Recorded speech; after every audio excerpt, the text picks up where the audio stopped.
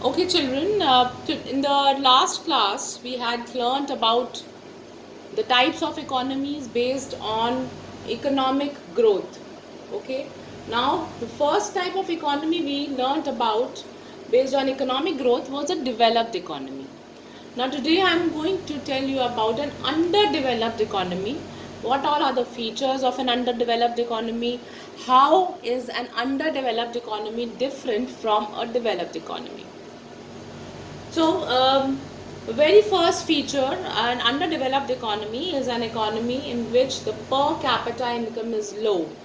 When I say per capita income or the PCI, we mean that the total national income divided by total population, which will give you the per capita income. Per capita means the income of one person. Okay, so this per capita income is quite low in an underdeveloped economy. Now, what are the various reasons why the per capita income is low? Is because of low national income. The national income is only low. This one, the total income of a country is low, so per capita income is low. Now, why the national income of a country is low? Because the productivity of the laborers or productivity of the labor is low. So, low productivity. Okay, that's also one of the reasons why per capita income is low. Another reason why per capita income is low is because of the technology backwardness. These countries, they are very technologically backward. That is why their per capita income is low. Okay, the next one is the low standard of living. Another characteristic of this is, now how we um, measure that the standard of living of people is low is measured in terms of health. Okay, and in terms of their upkeeping. Okay, for example, if they are healthy or they are malnutritioned. So in the underdeveloped countries, the people, they have a very low standard of living. They do not have good food, proper food to eat. That is why they have poor health conditions. Okay, and it is an example which is given that per capita per calorie intake in India, Kenya and Bangladesh is around 2400 and 2100 and 2000 respectively. Whereas in USA, calorie intake means a person is having food. So calorie intake of USA is 3400 calories per day. Okay, so you can see that the underdeveloped countries, we can measure it by the calorie intake of a person. Okay, so if in India it is around 2400, and in USA it is around, as compared to USA it is around 3600 in US. So this is the difference between a developed and an underdeveloped country. Okay, then the next feature, children, is that in an underdeveloped country or an economy, agriculture is the main occupation of people. Meaning that 70 to 85% of the population, it is concerned with agriculture. Okay, whereas in a developed economy it is the opposite. 70 to 85% of the population is concerned with the secondary sector, with the services, that is the tertiary sector. But in an underdeveloped economy, more than half of the population is concerned with agriculture. Okay, so economic development of such countries depend on agriculture. And agriculture, as you know, children, in India also we experience that agriculture is dependent so much on monsoons, and once the monsoon fails, the agricultural crop fails and the whole country suffers. So this way, uh, now, the examples of an underdeveloped country as of now, we can say that it includes countries like Myanmar, Sri Lanka, okay, even India, Brazil. We are underdeveloped, or we can say we are developing in some respect. That we'll come to it afterwards. Next feature of an underdeveloped economy is the high growth of population. How does the population increase? Because of control, a little control in the death rate. Now, people in these countries are not dying because because the medical facilities have improved a little bit, which has controlled the death rate. So, death rate is low, and the birth rate is high. Birth rate is high or even constant. So, the people in the country, the growth of population is increasing in this country, in this type of an economy. Okay, I hope it is understood that when the death rate falls because of improved medical facilities, the death rate is falling and the birth rate is increasing. People are not taking care of the birth control measures. They are simply not paying attention to the birth rate, so that leads to higher population. And children, when the population increases, again the national income, which has to be divided, it has to be divided to in a greater number of people. So if the denominator increases, again low per capita income would be there. Okay.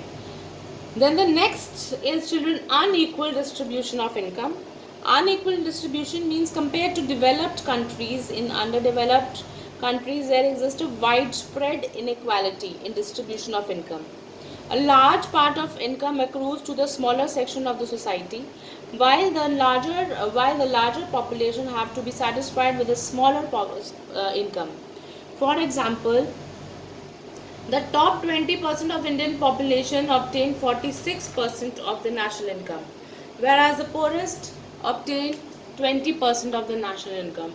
Meaning that if in a country there are two classes, rich and the poor, in an underdeveloped economy, richer will get higher share of the national income. Okay, for example, if we are earning 100 crores, okay, so rich will get 70 crores, and the population is divided among rich and the poor, and the rich people are lesser in the society. So the 70% of the national income is going towards rich people who are lesser in number, whereas only 30% of the national income is kept for the poor, who are lesser in number of the population. So it's becoming unequal. The income is getting unequally distributed. Okay. Then again, children, there is a problem of unemployment. Let me just rub the board first. Another very important feature of an underdeveloped economy is that this economy has got widespread unemployment. Now, unemployment means people without jobs. So unemployment, children, can be of various types. We can say that sometimes the unemployment is seasonal unemployment. We can say it is disguised unemployment.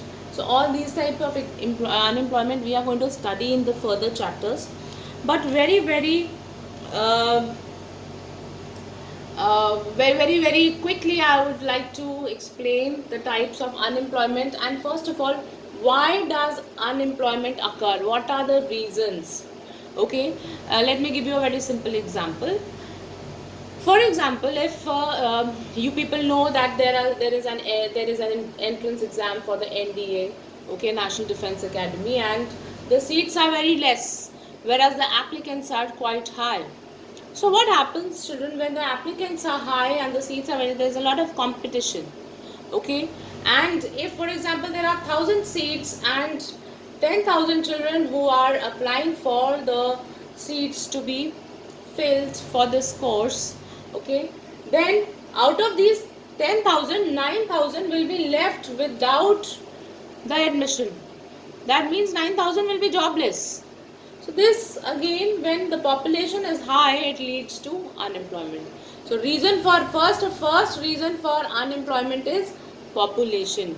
High population When the population is high and the country cannot match the number of vacancies for those people, that is one of the reason of unemployment. Then defective education, people are not deserving.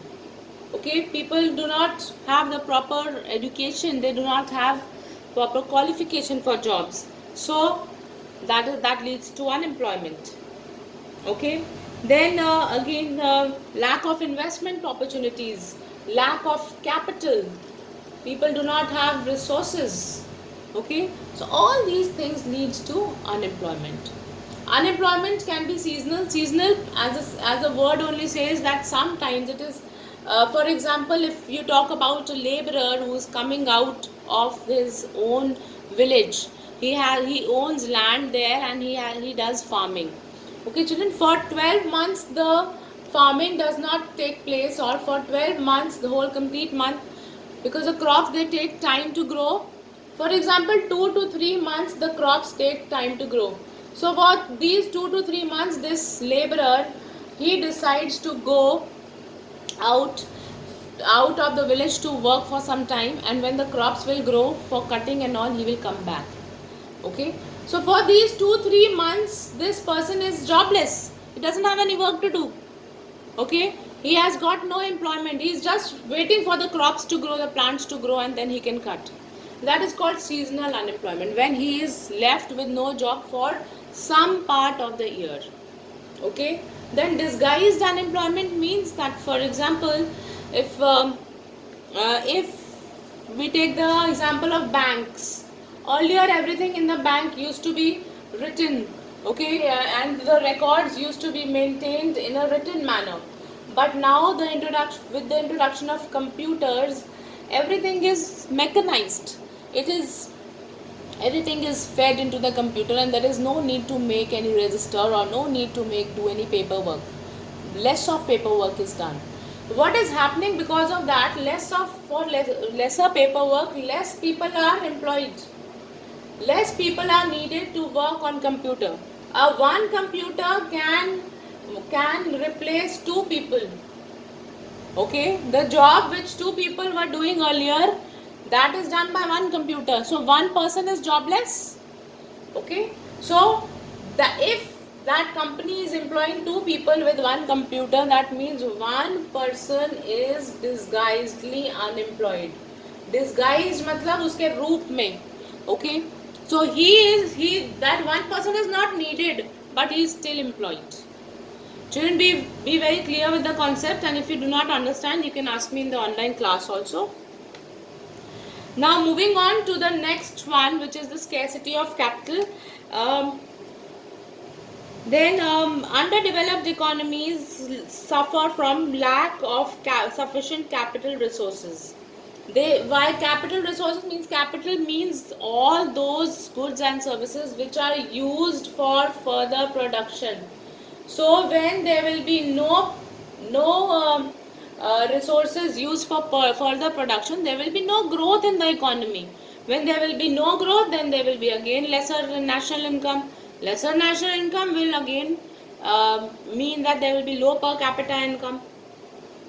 Okay, so scarcity of capital means in the underdeveloped economies there is lesser capital which is available. Now why this capital is lesser? Because people, they do not save more, so saving is less. When we do not save, then we don't have anything used for production, anything further which we can use for production. Clear, children? Now the next one, another feature, there are a couple of more features that are left. The next feature which is there is technologically low level of productivity. Another feature of an underdeveloped economy is that low level of productivity. Now if I say, I told you that productivity is the ability of a person to produce work. So people living in the country or an underdeveloped country, they have low levels of productivity. Reasons we have already discussed. What are the reasons for low level? Why? Because they have poor health, conditions. They have poor health. Because of poor health, they are unable to perform. Okay, then they have poor education. Sometimes they have education, but they have poor infrastructure. Infrastructure means that they do not have any um, medium through which they can perform. So poor infrastructure. So this all is these all are the various reasons why there is low level of productivity. Then another feature of an underdeveloped economy is that this economy is technologically backward. When I say technologically backward, means that these people do not have resources that they can invest more and more money and purchase machineries. So they are using more and more. They are using labor intensive techniques of production. When I say labor intensive technique of production, as the name says, labor intensive means they use such type of processes in producing things which require more and more labor. They do not require more machines. Why they are not requiring machines? Because they don't have the technology. That is why they are not making use of machines. So people in an underdeveloped economy, they follow labor intensive technique of production, meaning that they employ people, manpower, and when you employ people, then there is the process of production, it slows down. Then there is higher risk of making mistakes, and it is all the more costly. Okay, time consuming. Last feature of the underdeveloped economy is underutilization of resources. Okay, underutilization of resources means that when these resources are used by the economy, the people, uh, though these countries are rich in large in natural resources,